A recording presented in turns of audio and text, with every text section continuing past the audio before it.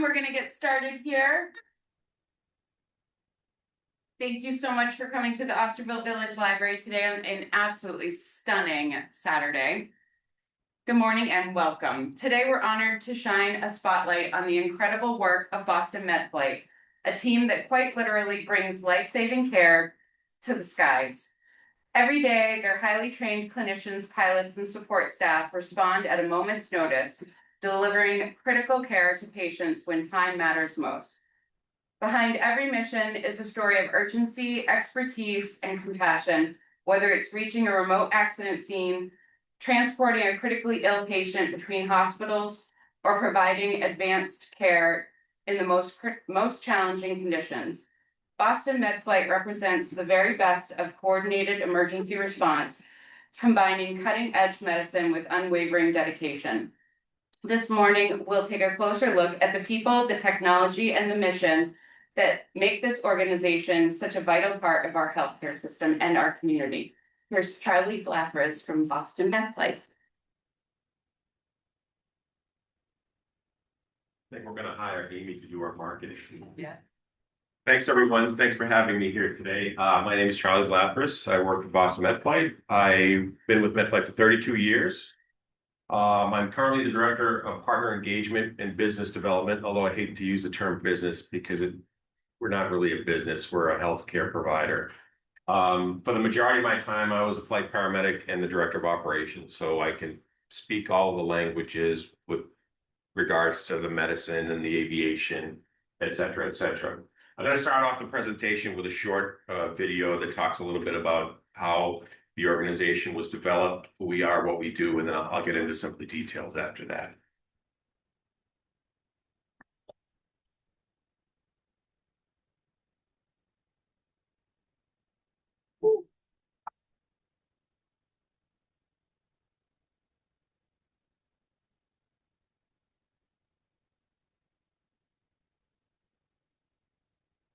For 35 years, Boston Medflight has been a familiar sight, traversing the skies and highways of New England.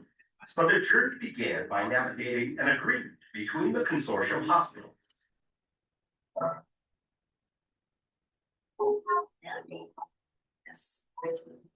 Was really through leadership of many of our physicians who were chiefs of trauma at the time, coming together to say, we're going to be better off if we do this together. And in this space, is there a way we can figure out how to do that collaboratively versus competitively? I was very strategic in terms of recruiting the first flight crew, nurses and paramedics. And I strategically took a nurse from the Brigham and a nurse from the General and a nurse from this, so the nurses were balanced. And we began flying in 1985 out of Logan Airport.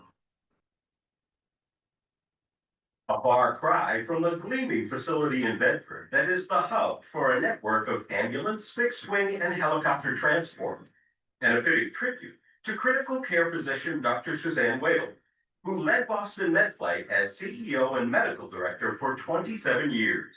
Couldn't have done it without somebody like Suzanne in the driver's seat, basically, putting all the pieces together. The most vital piece has always been the expertise of the flight nurses and paramedics.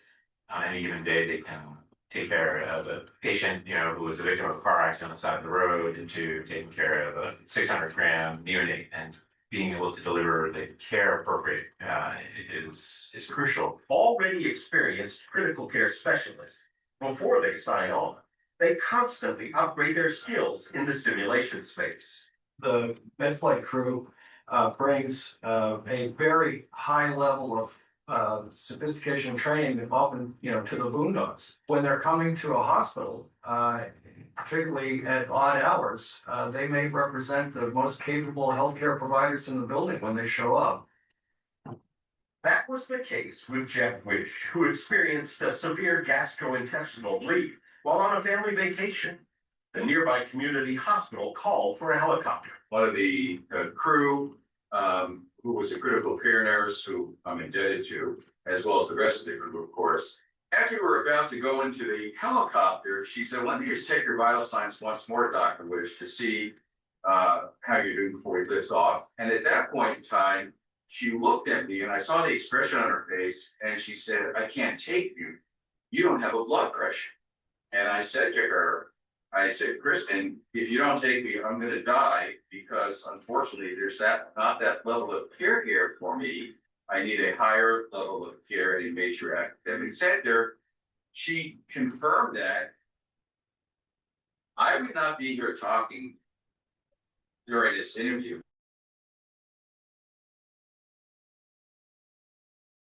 Care.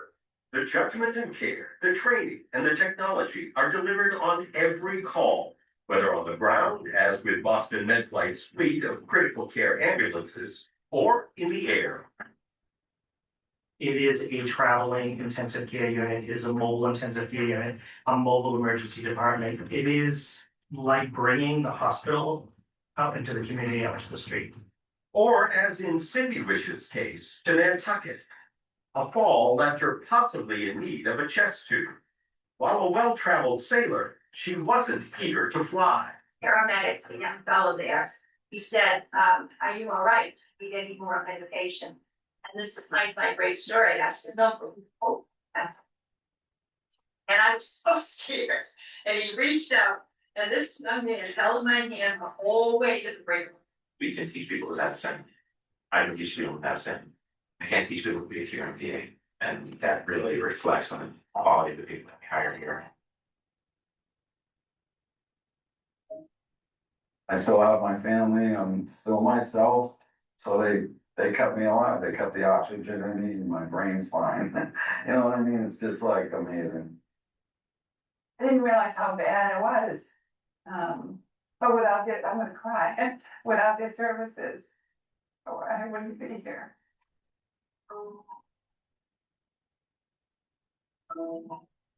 Behind every transport are the maintenance staff who keep these aircraft in amazing operational order 24 hours a day, 365 days a year. It's our communication specialists up in the comm center who are available to us for anything that we might need while we're in the air.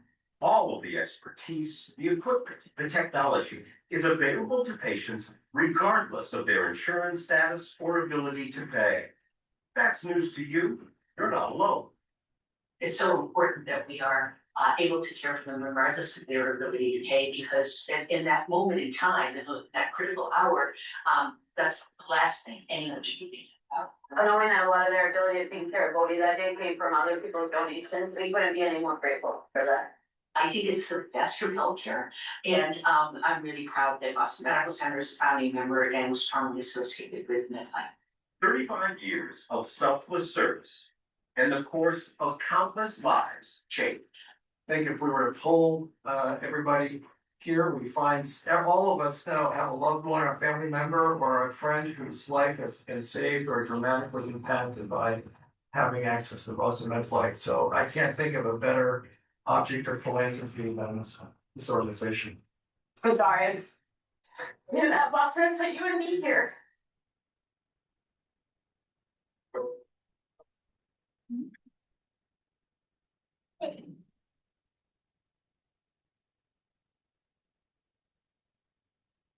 But if you paid attention, I think you saw Chatham Light in there. That's Boston Light.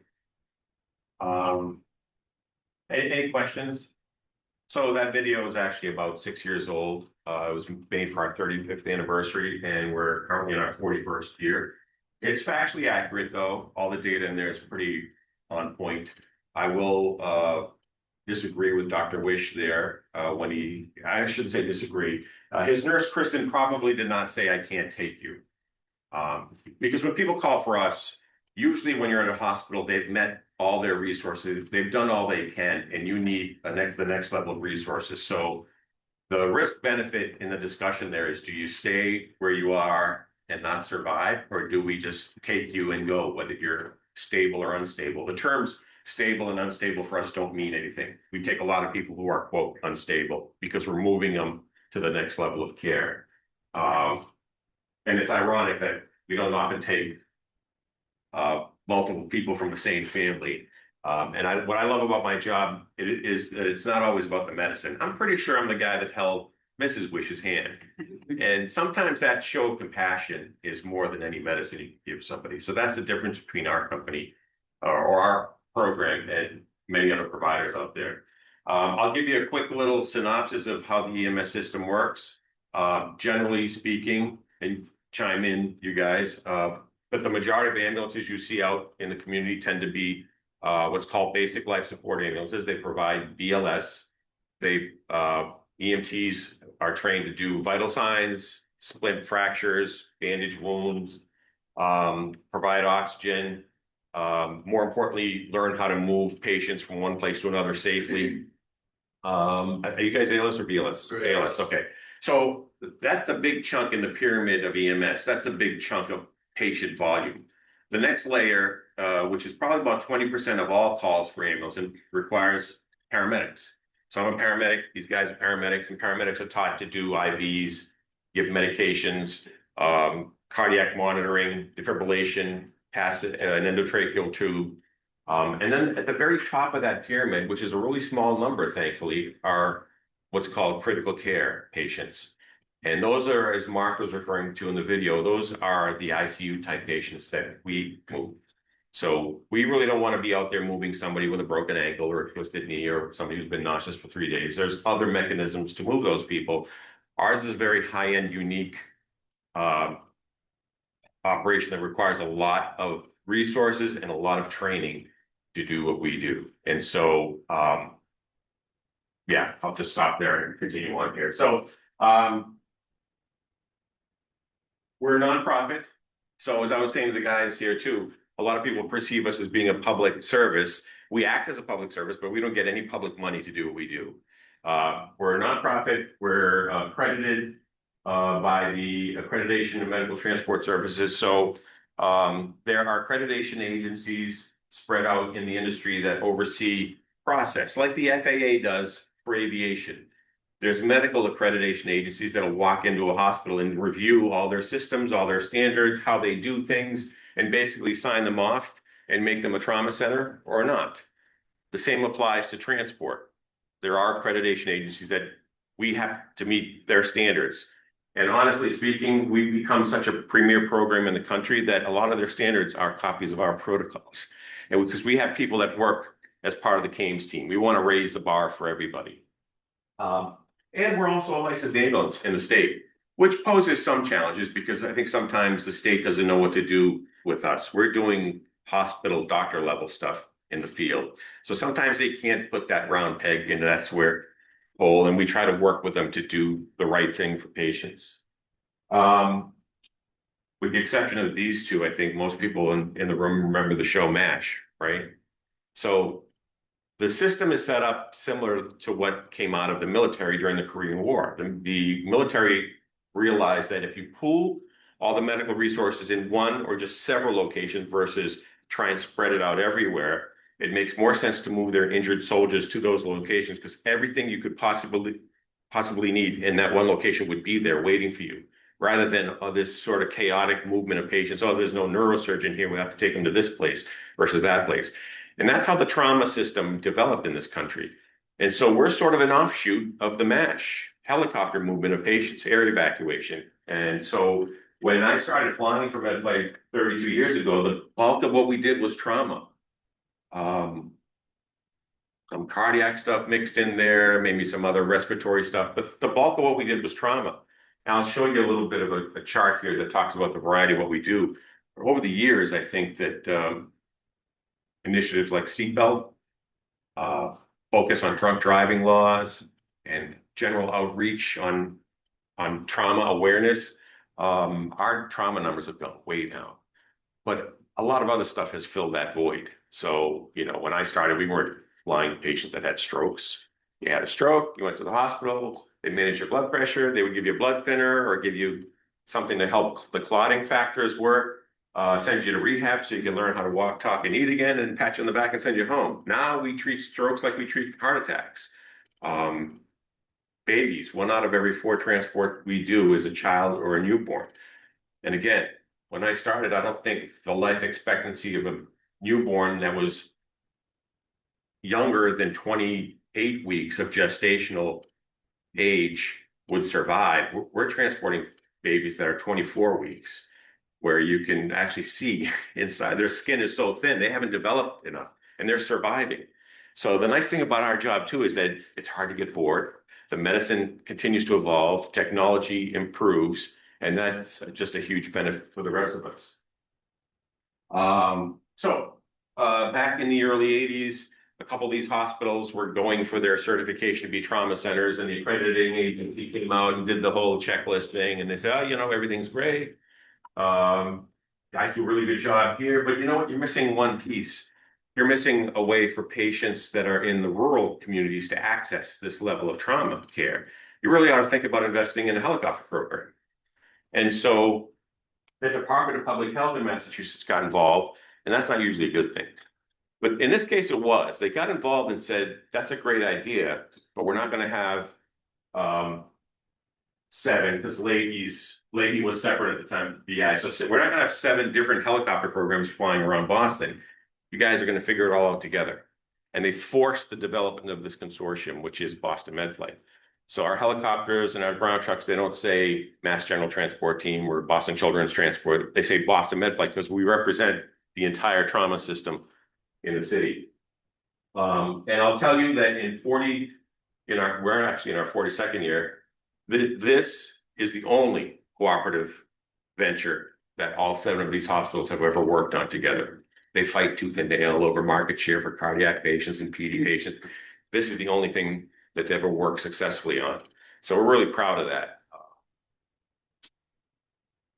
And they all have ownership. And so some of the benefits of that consortium are they support our educational needs. So I was a street paramedic, and our nurses have no idea what an extrication looks like or has done before. And so a lot of that training is supported by the hospitals. I spend a lot of time in an ICU because that's not my expertise.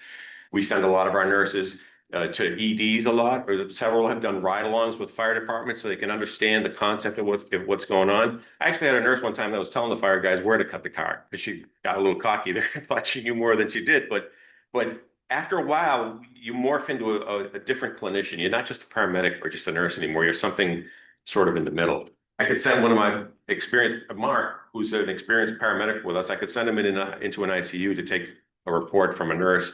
And unless she looked at his badge, she wouldn't know whether he was a nurse or paramedic. So the team dynamic is very important to us.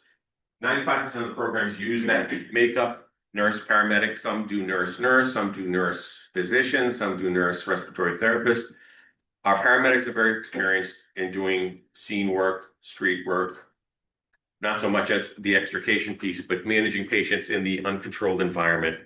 The medicine has gotten so complicated where our nurses tend to come from complex ICUs, cardiac ICUs, ICUs where they're using bypass machines and just the crazy medicine you can't even imagine. And then between the two of us, we'll get through any ED emergency department call. Nobody's going to surprise us in an ED if we have those two extremes covered. And so that's why most of the programs in the country use that makeup. There are programs in the country that just do airplane. We used to do an airplane too. There are programs that just do helicopter. There are programs that just do ground. We do air and ground. It gives us the ability to diversify and provide the service when the weather is bad or when it's appropriate for that patient. So we really focus on the patient from start to finish. What's going on with that patient today, right now? We don't have black and white protocols across the board on how you take care of a heart attack patient. Whether we send the helicopter or the ground truck, it depends on what's going on with that patient. So if you've been in an ICU for 2 weeks and you're really sick, you're on a ventilator, you're on multiple infusions, but they need to move you to another hospital that has more resources now, there's no time sensitivity involved there. We'd probably be more comfortable doing that in a ground truck. It may take longer. You're getting the same level of care, the same crew that works on a helicopter as well. It just takes you a little bit longer. It's also less expensive for the entire healthcare system. Rather, we don't just send the helicopter because we have the helicopter. I guess that's what I'm trying to say. So we have 5 shifts, 5 bases that we cover with 7 aircraft. And that's not a lot when you think about the population base we cover, which is largely Eastern Mass, Cape Islands, Southern New Hampshire. We'll go anywhere in the region because the medicine that we will provide is much more expansive than some of the other programs do, but we work very cooperatively with the other programs. So we sort of do it all. Nurse paramedic, I talked about that, and we do a lot of different types of procedures given certain scenarios. A lot of that is taught to us within our educational system. Most programs have a medical director. Somebody has to be at the top there, responsible for everybody. We have a chief medical officer. We have 2 associate chief medical officers, 1 for adults, 1 for kids. And then we have 8 other attending level physicians that contribute to our medical oversight and education with the program. So we have a lot of resources. And when I tell you that the crew sometimes feels not stressed or anxious, but there's a lot to learn. So we could go out in the morning and do a 24-week baby, and the medicine you use to take care of a 24-week baby is different than the medicine they would perform on us. So you have to know all that. And then you could, by the end of the day, you could be taking somebody that's on bypass. So yeah, we're flying around with a machine, and blood's coming out of their body, going into this machine, getting oxygenated and heated, and going back in. There's nothing that we really won't do. This is really just a fraction of the list of types of patients we'll take care of. And as I said, we'll do anything. But I think the important thing to remember that our program does is we connect patients, whether it's from a scene or from another hospital, to what's called definitive care. We're taking them to a place that can theoretically fix their problem. And that's the linkage we provide. The state has protocols for EMS providers on when it makes sense to medically evacuate somebody. So burns that are a certain percentage in depth should go to a burn center, an amputated limb, et cetera, et cetera. And so we work in unison with largely the fire departments are who we work with the most. They manage the EMS, they manage the scene for us, and we connect with them to actually make it a seamless process for the patient. I'll talk a little bit about how that works. But the purpose of this slide really is just to say that the list doesn't end here. We've been called for patients with a medical condition that's not in any of our protocols, and we're not in a position to be able to say no. If we can't go, nobody else is going to move that patient. So we will either brief on how we're going to do it with medical support, physicians, and we'll go do the transport. And then maybe after the transport, we'll write a protocol on how to take care of those patients. So I've often heard this joke that there's a reason why there's a reason why you practice medicine. It's not a perfect science. We always continue to learn. Some of the things that we do that are outside what's called the scope of typical EMS practices, we do a procedure called rapid sequence intubation. It's basically what goes on in the OR when they put a patient to sleep with the breathing tube in. We just do it a lot quicker because it's usually an emergency. We may also choose to do that for somebody that we're concerned may not be manageable in the back of the aircraft. So if they have a neuro problem going on and they're not really aware of what they're doing, we really don't want a wrestling match going on in the back of the aircraft at 2,000 feet. We may selectively put them to sleep, manage their airway to make sure we all safely get from point A to point B. Thankfully, that doesn't happen often. We usually are able to assess that before we get into the aircraft. But that's something we can do. We can also, we also do it because of the medicine going on. And so just a little bit of trivia, when you inhale, 25% of the oxygen you just inhaled supports your work of breathing. So if you're not oxygenating that well and you're really sick and your blood pressure is low and you're just not perfusing your organs, if I give you enough medicine to put you to sleep and relax you and I do the breathing for you, I just gave you back 25% more oxygen that your body needs. And so that's the level of practice we work at. We don't just go in and move patients. We actually will add, maybe subtract what's going on at either end to help support what that patient really needs right now. Finger thoracostomy, you've heard of a collapsed lung before. The typical procedure is you put a needle in their chest. Needles don't always work effectively. They get clogged with fluid and tissue. Finger thoracostomy is actually putting an incision in the chest and opening up the chest to let that pressure that's built up exit, and hopefully the lung reinflates. I never did that as a paramedic. We carry blood products on the aircraft and in the ambulance. We have a pharmacy that rivals any ICU's pharmacy, but it's just smaller. and in smaller bags. And if we don't have it, we're going to take what the hospital's running, and then we'll do what we have to do for that patient. One of the other things I think that it got cut off here, but one of the things we're able to do is because we belong to those hospitals, in some manner of speaking, they have some control over our medicine. They know what we're thinking and what we're trying to do out there.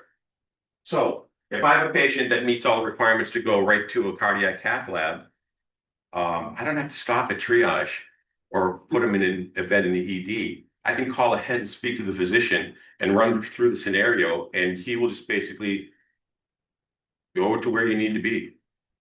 The OR, interventional radiology. So it greases the skids, so to speak, for a patient that needs to be in a certain place and not sitting in some hallway waiting. And so we have that ability to do that under certain criteria. It's not always, sometimes it's rejected for a lot of reasons, but for the most part, we have the ability to push those buttons and get a patient where they need to be. Just some action shots. These are obviously scene calls. About 20% of what we do is scene related. We get most of our glory from being on TV, landing on 128 or 95. That's only about 20% of what we do. 80% of what we do is we're moving patients from hospital to hospital. This was right around the time COVID started. We had to actually learn how to do medicine again and do it safely in the COVID environment. So when you come up through the healthcare system in the ambulance world, we learn how to disinfect the ambulance and deal with hazmat. But how do you decontaminate a helicopter? You can't just jump in the back and spray bleach all over the place. There's millions of dollars worth of avionics and computers that make the thing fly. So we had to learn how to do this again. And we weren't flying a lot of people early on in COVID. We were only reserving the helicopter for somebody that really, really needed a helicopter, because it was going to take us 4 hours to clean this thing and return it back to service and hopefully not contaminate somebody else. But I will tell you, if you ever got to meet some of our people, they're very assertive, type A personalities, very good at making decisions. And we had some clear standards on how we would manage these COVID type patients. And I think most of us thought that there'd be some drift in terms of following the protocol, because everybody thinks they know more than everybody else sometimes. In that first wave of COVID, not one of our people got infected. That said a lot. That said a lot to their commitment to their partners, their team, and more importantly, their patients and the next patient. So I think we were somewhat surprised, but not really, given the quality of people, as Dr. Cohen said in the video, the character person we try to hire. You don't have to be the smartest person to work for Medflight. You need the best. You need to be the best team player and willing to do the right thing. And so that said a lot for us. This is probably one of our most complicated cases. We would do this. Somebody that's on ECMO, which is bypass, essentially. There are multiple different machines here. It looks like a spaghetti of wires and tubes. You can see blood going through one of the tubes out to the ECMO machine. Matt, our EMT in the back, can comment. I mean, they take a long time. They can take several hours, if not half a day, to move that patient safely. And back to what I said earlier, it's all about what's going on with that patient. Our goal is to move that patient safely from point A to point B. We don't cut corners. We don't take risks. That's what you should expect from us when we show up. And that's sort of the mentality we try to project out there. Anybody that's a first responder, fire, police, healthcare provider can call for Medflight. We're not the yellow pages, so we're part of the system. Well, once in a while, people will call me and say, hey, can you send me a copy of your multi-incident plan, your master plan? I said, we don't have one. We're part of everybody else's plan. So we're very well incorporated into the healthcare system in the state. But generally speaking, as I said earlier, we do a lot of our work through the fire departments. They manage the EMS, they manage the scene for us. We do a lot of education with the fire departments on what we need for minimum requirements to land a helicopter, when to call, how to contact us, what to expect when we show up, how to help us load the aircraft, particularly when it's still running, because it's loud and you really can't communicate out there. It's a very well choreographed process to keep everybody safe. So we do a lot of training with the fire departments, and typically, you'll have to help me down here. So Barnstable would call and say, we need your med flight to transport a patient. We'd like to have you come at LZ1 and so we have a list of landing zones that we already have seen and know about throughout the state. There's probably 4,000 in there. Barnstable probably has 4, 5, maybe. I don't know. The town, we have basically 2. Okay. It's either the Mills Airport or the airport hyenas. Yeah. But Okay. when like we call any of the departments on the Cape, we go through Boston County, control the mutual aid fire system.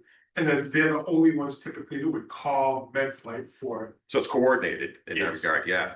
And so Barnstable, or so Osterville has 2, Plymouth has 24 because it's huge. And so we try to have LZs that can get us to most parts of that town in the shortest amount of time. And so we confirm what LZ you want us at, what's the patient you have, and we'll look at the weather. We'll decide whether we can go or not. The pilot has no information as to what's going on for with the patient. We don't want any distractions. The pilot is strictly looking at, can I fly safely there with the weather I have and the condition of the helicopter? And once he or she makes that decision, then the medical information comes over. So we don't want to, we don't want to sway his or her decision based on what they're hearing for the patient that may need us. Either we can go safely or we can't. It doesn't matter whether it's a newborn or somebody like me or anything like that. It's very well controlled like that. I can tell you that the caliber of pilots we hire, and we're fortunate because a lot of military retirees come to work for us. A lot of high-time corporate world pilots come to us. I don't believe any of our guys would get swayed like that, but it's an industry standard that we choose to follow for obvious reasons.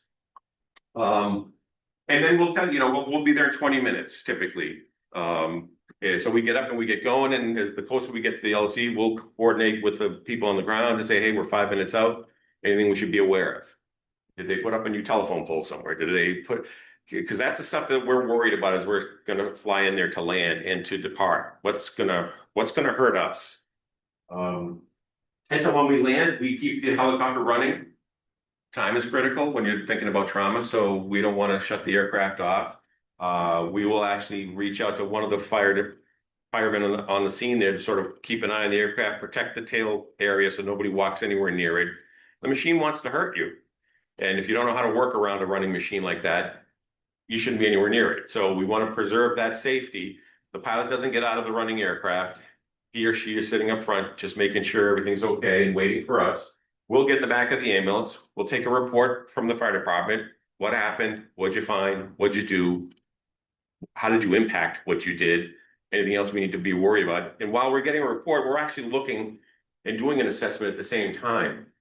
And we're really focused on, is there something I need to do right now that I don't want to have something just surprise me in the aircraft that's going to kill this person. If I need to address it right now, we're going to do it right now.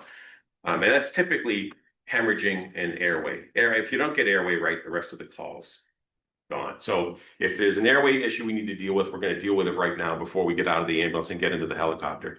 We can intubate people in the helicopter. We can do a lot in the helicopter, but in those 5 minutes to move the patient over, that could be the 5 minutes that makes a difference. So again, it's all about what's going on with the patient. We'll move over to the helicopter, load the patient, and we'll depart. About 10 minutes out of the hospital, we'll call the hospital and give them a quick little Reader's Digest version of what's going on. So they have a heads up. And then when we land, we're reversing the process that we did at the scene.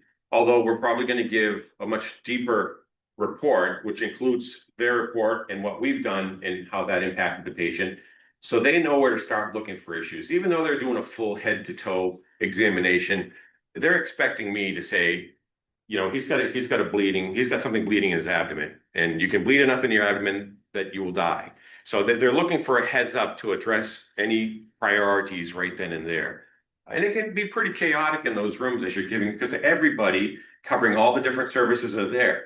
So the attending physician first tells everybody to shut up so that they can all hear the report once and the first time. And when I give my report, the last thing I ended with is, are there any questions? Because once I stop, it gets really chaotic again. And then people are trying to shoot questions back at you. And it's a very well choreographed, organized process. And it needs to be. So that's the 20% of what we do, but it's the higher risk of what we do. We're landing in areas that we don't often land at. And night's a challenge. We fly at night. You can't see wires at night. We wear night vision goggles to help us identify hazards for everybody. But that's essentially the scene side of the business. We don't technically, as a crew, we don't technically need a lot of information to get going. We have everything we need in the aircraft and in the ground truck to take care of virtually any conceivable patient. But a couple things are important for us. I'll back up for a second.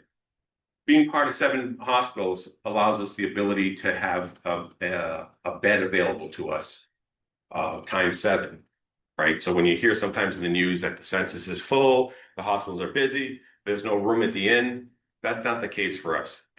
Each hospital holds 1 bed available for a Medflight patient. So we have the ability to move a patient that needs to be moved, even though if Dr. Jones called Dr. Swift, I can't accept that, we don't have any room at the inn. So that's huge for us. And that was developed to deal with the scene patients. So it's not coming from one doctor to another, it's coming from some scene. And so how do we divide the patient population fairly amongst the 7 hospitals? So we came up with a roster, but over time, that roster found a benefit into the emergency department. So if you're at the Cape Cod Hospital and the doctor wants to move you, and he calls the Brigham, let's say, and there has to be a doctor on the other end that's willing to accept you legally and formally, and the medical information comes over and you move the patient. And sometimes that's a challenge, and the doctor can be on the phone for hours trying to find a hospital or physician to accept them. So we cut through that tape. We have a bed available there. Just call our number.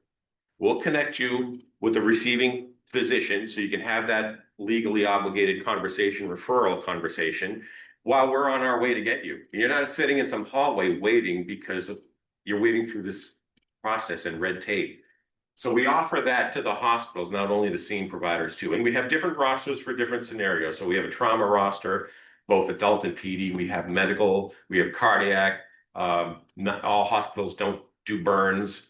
All hospitals don't replant amputation. So we have certain criteria that fit into the box for each hospital, and we can fill that void appropriately. In fact, maybe not half, but almost half of the phone calls our comm center gets are for this type of information. They don't need us to move the patient, but they're having trouble moving patients. Can you tell us, we have this baby that needs to go into town. We've called like 3 of the NICUs. You know what? We do a snapshot call every morning, so we have an idea what the day looks like at each one of our hospitals. And we may say, you know what? I would call Beth Israel first. They seem to have the most capacity. So we help, as an extension of those hospitals, we help provide a resource to the community to move their patients in that regard. So we're not all about transport. I need a general description of what's going on, just so I know what bag to take with me to the scene. I certainly need to know where you want us to land. I said age. Usually what's up here is weight too. All aircraft are weight restricted. We don't ever get to our maximum restriction, but we do get to what's called a balance restriction. So, if you can imagine hanging the helicopter by a string at the top there, it sits in some sort of balance. If you load it too heavy far forward, the pilot loses control to pull back. If you load it too far in the back, he loses control moving it forward. So you have to stay within a triangle window where the majority of your weight is. So that's one thing. Fuel, you burn more fuel when you're heavier, obviously. We have a maximum patient weight that's not a hard maximum. So we use 350 pounds. All of our patients seem to be getting bigger, and that sort of makes sense. They're sicker. But we use 350 for a planning purpose, because if I'm working with you, it would be very difficult for you and I to move a 400-pound patient. So it's more about the mobility. It's not that the aircraft or the stretchers won't handle it. If we have enough help, we'll take somebody that's bigger. It's not always automatic though. So, is the patient 350 pounds and 6'4", or are they 350 pounds and 5'10"? Because if they're 5'10", they're probably not fitting in the aircraft. They're just too wide. So we have some of those challenges to deal with, but at least we have some information to process on the way to the transport. And the other thing with respect to weight is, particularly with kids, is a lot of the drugs we give are weight-based. So on our way to pick up the kid, and we have some idea of what's going on with that kid, we're doing math. We're doing homework in the back. We're not sightseeing on the way to the call, unfortunately. We're, for the most common drugs we're going to give, we're already doing the math, so I don't have to think about it or figure it out when I'm standing next to the baby or the child. It's already on my cheat sheet. So those are the minimum pieces of information we need to get off the ground. And in an emergency situation, we hope to be off the ground within 8 to 10 minutes and on the way. And just as a matter of reference, from Plymouth to Cape Cod by helicopter, that's the closest base here in Plymouth, Mass. It's about a 15-minute ride, if that, to the airport. We also have what we call a smart launch program. So if, and I'll use the Outer Cape as a good example. So it takes us 20-25 minutes to get out to the Truro area from Plymouth. And so a lot of times what, as you mentioned, Barnstable will call, they'll ask us if we're available. Well, when we get that call and the location they're asking us to go to is greater than 15 minutes away, we just get up and go. And then we check in with them to make sure they still need us. And so that's a cost we're going to eat, but it's time saved when the patient needs the asset. So sometimes we'll get canceled, sometimes we won't, because we're that much closer.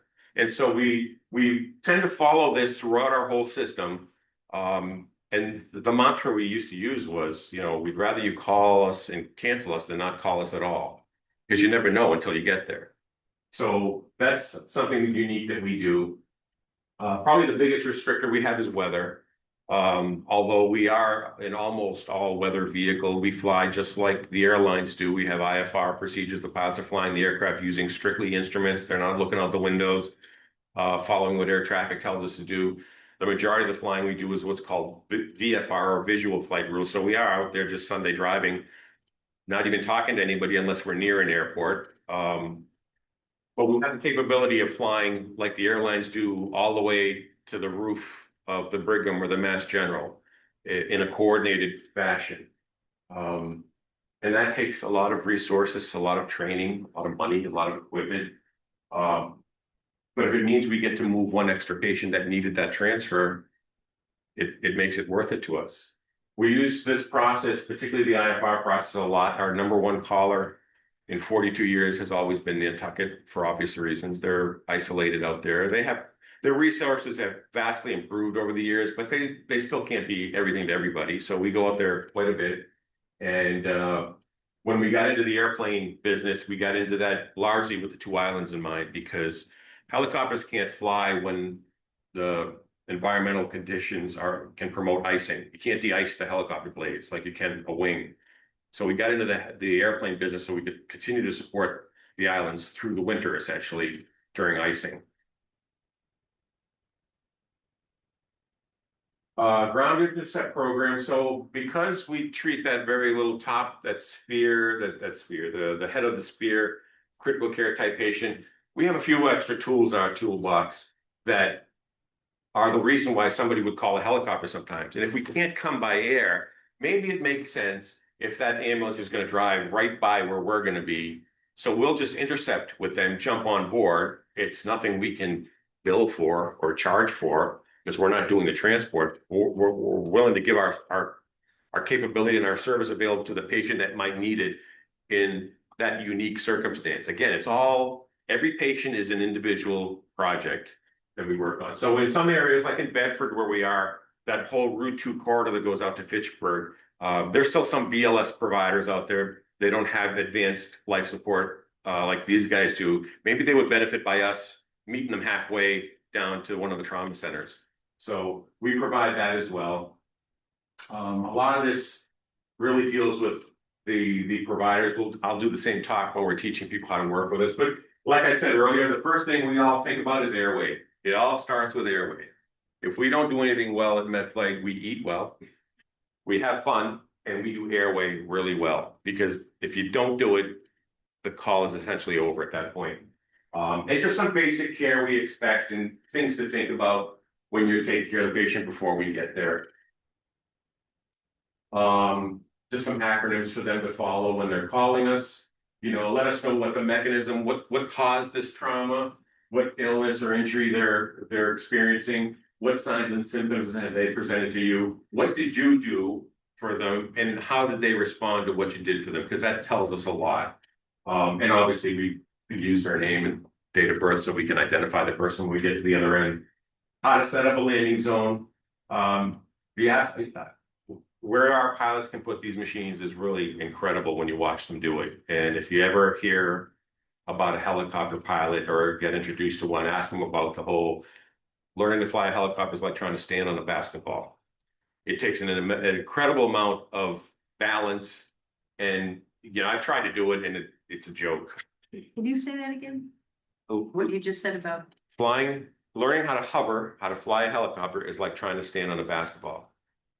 So it's not just giving the machine power or turning left or turning right. It's airplanes were designed to fly. And I don't want to make this an aviation lecture, but I'm an aviation geek, so I'll tell you. Airplanes were designed to fly. If you ever look at an airplane's wing, the top of the wing has a curve to it. The bottom of the wing generally is straighter. So when the wing goes through air, the air gets split evenly, but it meets at the back at the same time. So in order for it to do that, the air on top of the wing has to go faster to get to the back and meet that same group of air. And that creates a lower pressure. So there's a higher pressure under the wing that's actually pushing the airplane in the air. Helicopters are forced to fly. They're not designed to, I still don't know how these things fly. But there's a lever that the pilot uses that changes the pitch of the helicopter blade, like the pitch you would see in your fan at home, that forces air down. Once the aircraft comes off the ground, I forget if it's Newton or Graham or somebody's law, says that the body of the aircraft wants to follow the spin of what the tail rotor, of what the rotor is doing. And the tail rotor counteracts that. So the pilot controls the tail rotor with foot pedals. And then the stick controls the direction of flight. So every time you put an input into one of the three devices, you have to counter that input with the other two somehow. It's like, you know, the whole walk and trying to chew gum at the same time. So what they do is really phenomenal. And when you think about how complicated that is, and then the tight spaces they can put the aircraft in, we're fortunate to have the caliber of pilots we do. And we're lucky because places like the Coast Guard station down here, a lot of guys move to the area, they end up retiring. They've sunk their roots into the area, they want to retire, they want to keep flying. They're the best trained pilots in the world. What we do is Sunday driving compared to what they did in the service. So we're fortunate we have a high caliber of pilots that fly for us. But essentially 100 by 100 is what we ask for as a minimum. It just keeps us a buffer zone around the aircraft. We obviously draw a lot of attention. People want to come over and see the aircraft. That's more specific to the fire guys, how to prepare. We're looking for hazards. We're looking for anything that wants to kill us. So our rule of thumb basically in the back of the aircraft is below 300 feet, we're all looking outside. We're looking for some hazard to point out. Now, the fact of the matter is we're multitasking. We're still taking care of the patient in the back, but our eyes are definitely looking for something that will prevent us from doing what we want to do. Is the terrain level?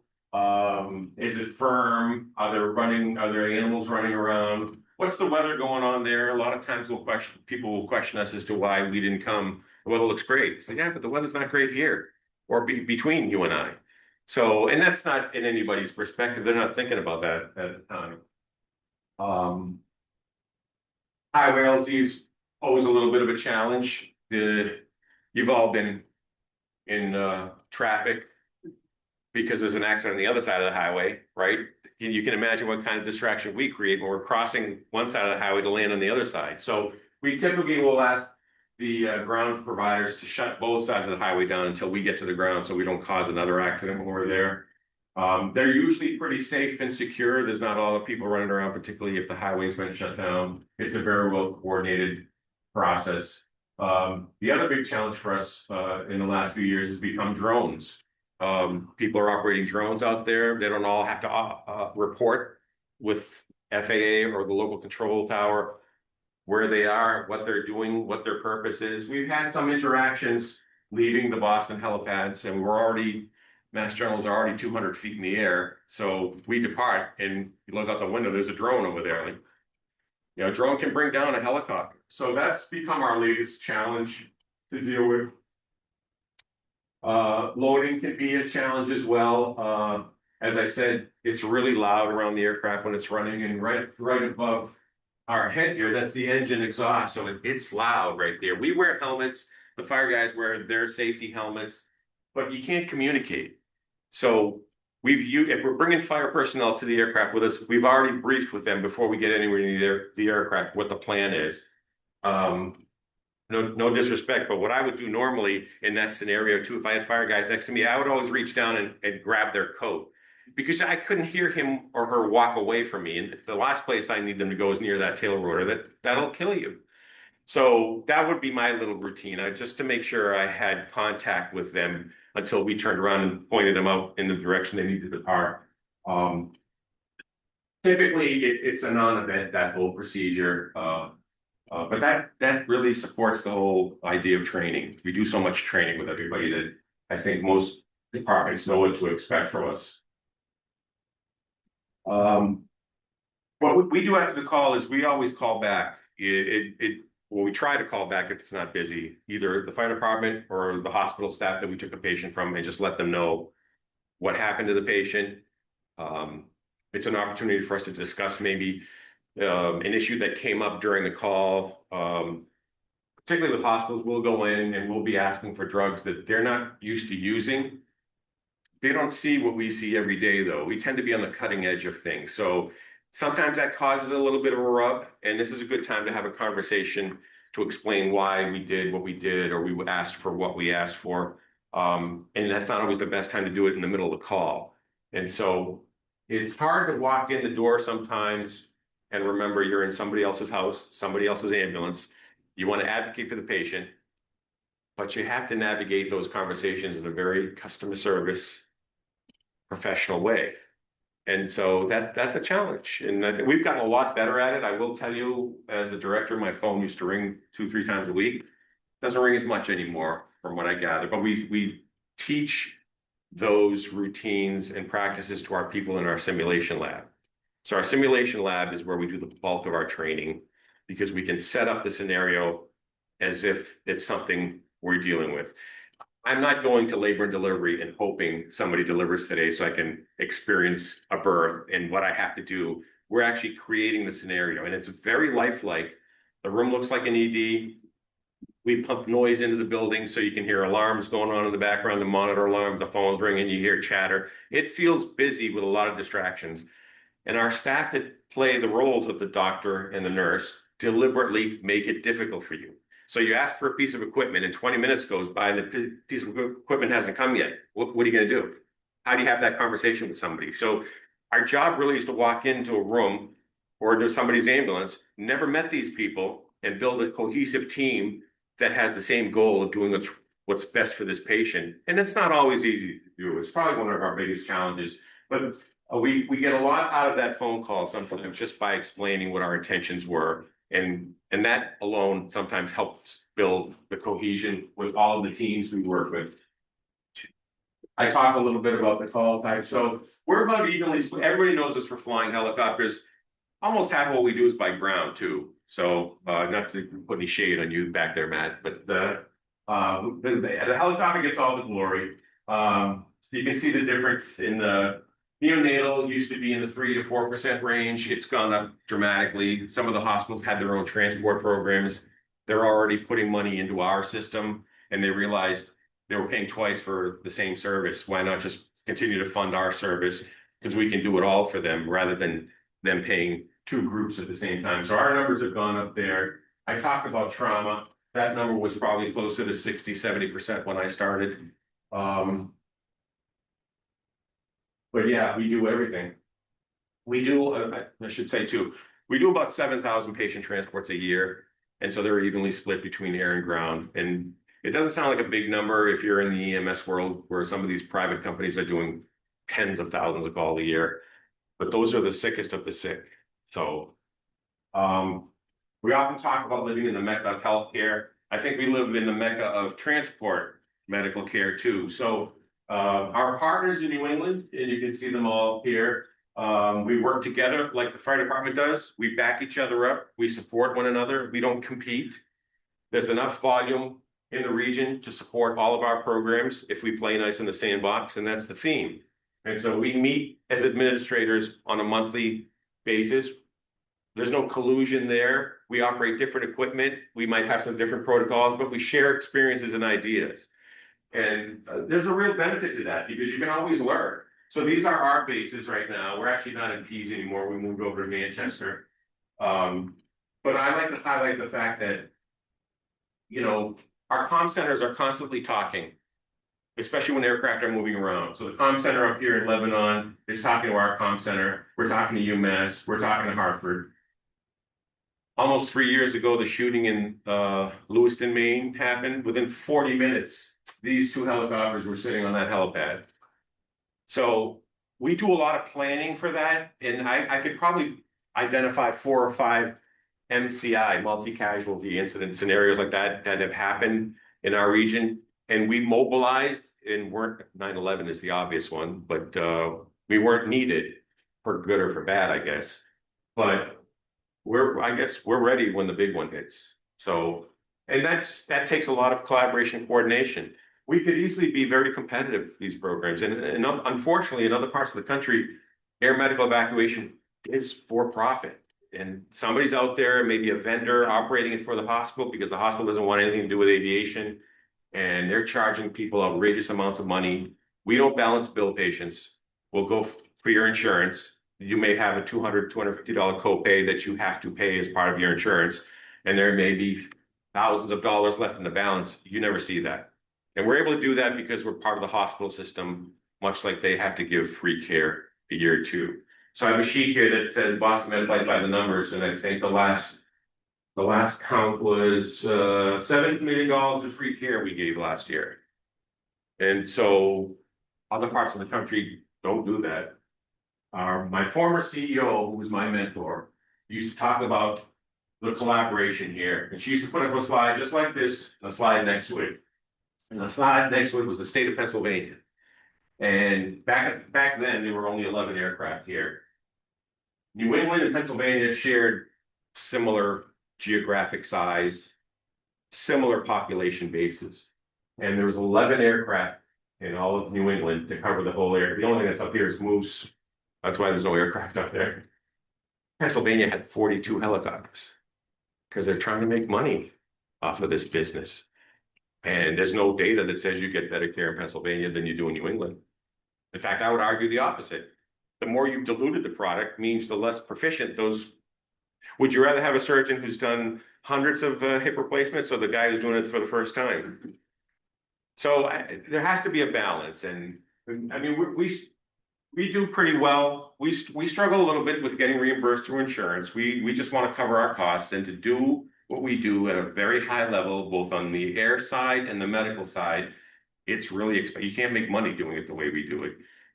We feel like it's the right way to do it for the community. So I just wanted to highlight that. Orientation, you don't come out of school, whether you're a pilot, nurse, medic, and just work at Medflight. We hire people that have some level of experience, and we add to that. So we have very high minimums for our pilots because we all want to go home at night. So we want people that can master the machine, no matter what the emergency might be. And they're not just mastering the machine, they're mastering the entire logistics, like Matt. So when I'm in the back of Matt's ambulance, I'm not worried about, do we have enough gas? Is there traffic on Route 3 versus Route 24? He's managing all that. You have to have some level of trust between the two teams to do the right things. All of our staff come with at least 5 years experience in a busy system. So the paramedics come from very busy systems where they've done a lot of skills, done a lot of assessments. We're going to add to that. I mentioned the nurses. They come from very complex, busy ICUs that have seen the craziest of medicine go on, because that's sort of our Achilles. We don't want to get caught there. And like I said earlier, we'll go to any ED, and typically we're going to be really comfortable in the ED. Nobody's going to blow us away with something crazy in an ED. And that's why that experience factor comes into play. So you come to Medflight, you get hired as a nurse, you're assigned a paramedic preceptor and a nurse preceptor. You'll always be with at least one of them, sometimes both of them. Some of it's classroom work, some of it's simulation work, a lot of it is on the job training. It's 16 weeks long, whether you're first time in air medicine or you've come from another program. We give everybody the benefit of the doubt. You're going to do the full 16 weeks. And it's like drinking through a fire hose. A lot of information. And sometimes people feel really overwhelmed. Once you get past that in your first couple of years, the medicine ends up becoming the easiest part of the job. It sounds weird, but it really is. Learning all the logistics associated with job is what is a challenge. So I'm a South Shore boy. I grew up in Quincy. I live in Pembroke. I couldn't tell you where the local 7-Eleven is in Chelmsford. But when I'm sitting in a football field with a firefighter who works in Chelmsford and I'm having a difficult time with this airway, I know I'm probably at most 10 minutes away from the helipad on top of Mass General with a surgeon waiting for me versus, hey, how far is the closest hospital by ground? This person's going to die if we don't get an airway. So you learn how to make those decisions based on using your resources and developing that knowledge base of the area. And so we have people that live in New Hampshire and they end up on a scene call down south here. They don't have all those logistics. It's developing your awareness. You know what you can do, you know what you can't do. You know what buttons to push, all to get the patient what they need. And so you come off orientation and your first 2 weeks are with your opposite credential partner. So there's some similarities there. And then your next 3 years are with somebody that's been here at least 3 years that can almost do the whole call by themselves. There's no science to the 3 years, but after about 3 years, you've done enough to develop a routine and understanding, know what buttons to push. All the while, during that time, you could be helping orient the new pilot who can, you're not flying the machine, but you can tell him or her what the tendencies are. Oh, yeah, you know, the tower frequency is 119.1 or whatever. So we're all constantly learning and learning from each other. People will often ask me, do the pilots have any medical training at all? And the answer is no, but they think they do. They're pilots, right? Every once in a while, we'll be in the back. Hey, how much fentanyl you want to give? And you hear this third voice yell out a number of like, just shut up and fly the hell. So, but that builds the camaraderie that we rely on each other. They're looking out for us. We're looking out for them. And it's a very tight group. And then you have a lot of continuing education you have to do to maintain that proficiency. So we all do about 70 hours a year in the sim, taking these courses, getting these credentials, just to stay proficient. These are a couple shots of our simulation. When we first got back into the airplane business, we were in a jet, and the jet's a little bit different, or some would say it's a lot of it different than the other two vehicles. So we had to do some training, and we did it with simulation. They put cameras inside the jet, they put the mannequin in there, and put the crew in a scenario. And typically the biggest challenge we always face is airway. So the person's airway is a problem. What are you going to do now? How are you going to handle this? And the medicine is essentially the same, whether you're in a ground truck, a helicopter, or the jet. The planning could be different. And so if something goes wrong in the ground ambulance, we're all taught to divert to the closest facility. So you can't divert in a helicopter. Well, you kind of can, right? It's a helicopter. You can land anywhere. You can land in somebody's backyard, call out your phone, call 911. All this help will show up.